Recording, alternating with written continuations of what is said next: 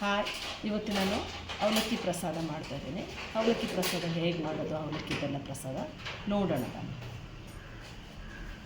ದಿಢೀರೆಂದು ಪೂಜಾ ಪ್ರಸಾದಕ್ಕೋಸ್ಕರ ಮಾಡ್ತಕ್ಕಂಥ ಅವಲಕ್ಕಿ ಮಾಡೋಣ. ನಾನು ಒಂದು ಚಿಕ್ಕ ಬೌಲಲ್ಲಿ ಒಂದು ಬೌಲಷ್ಟು ಅವಲಕ್ಕಿಯನ್ನು ತೊಗೊಂಡಿದ್ದೀನಿ. ಮತ್ತು ಬಾಳೆಹಣ್ಣು ಒಂದು ಆ್ಯಪಲ್ಲು ಅರ್ಧ ಕಟ್ ಮಾಡಿರೋದನ್ನು ಹಾಕ್ಕೊಳ್ತಾಯಿದ್ದೀನಿ. ನಂತರ ಒಂದು 4 ಗೋಡಂಬಿ ಹಾಕ್ಕೊಳ್ತಾಯಿದ್ದೀನಿ. ನಂತರ ಒಂದು ಸ್ವಲ್ಪ ಒಣ ದ್ರಾಕ್ಷಿಯನ್ನು ಹಾಕ್ಕೊಳ್ತಾಯಿದ್ದೀನಿ. ನಂತರ ಇದು ಗೇರು ಬೀಜ ಅಂತ ಹೇಳ್ತಾರೆ, ಇದೊಂದು 5-6-7 ಹಾಕ್ಕೊಳ್ತಾಯಿದ್ದೀನಿ. ನಂತರ ಇದು ಒಂದು ವಾಟರ್ ಮೆಲನ್ ಸೀಡ್ಸನ್ನು ಒಂದು ಅರ್ಧ ಟೀ ಸ್ಪೂನಷ್ಟು ಹಾಕ್ಕೊಳ್ತಾಯಿದ್ದೀನಿ. ನಂತರ ಒಂದು ಬಟ್ಲದಷ್ಟು ಕಾಯಿ ತುರಿಯನ್ನು ಹಾಕ್ಕೊಳ್ತಾಯಿದ್ದೀನಿ.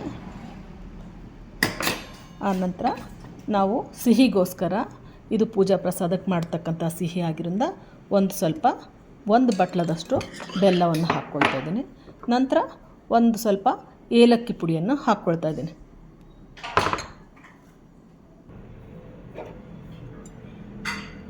ಸೊ ಏಲಕ್ಕಿ ಹಾಕಿದ ನಂತರ ಈ ಎಲ್ಲ ದಿನಸುಗಳನ್ನ ನಾವು ಚೆನ್ನಾಗಿ ಮಿಕ್ಸ್ ಮಾಡಿಕೊಳ್ಬೇಕು. ಈಗ ಎಲ್ಲ ದಿನಸುಗಳನ್ನ ಚೆನ್ನಾಗಿ ಮಿಕ್ಸ್ ಮಾಡಿಕೊಂಡಿದೆ.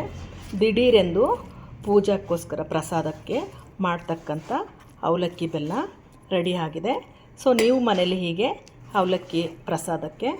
ಅವಲಕ್ಕಿಯನ್ನು ಮಾಡಿಬಿಟ್ಟು ಪೂಜೆ ಪ್ರಸಾದಕ್ಕೆ ಟೇಸ್ಟ್ ಮಾಡಿ ನೋಡಿ, ಲೈಕ್ ಮಾಡಿ, ಶೇರ್ ಮಾಡಿ. ಬಾಯ್. Thank you.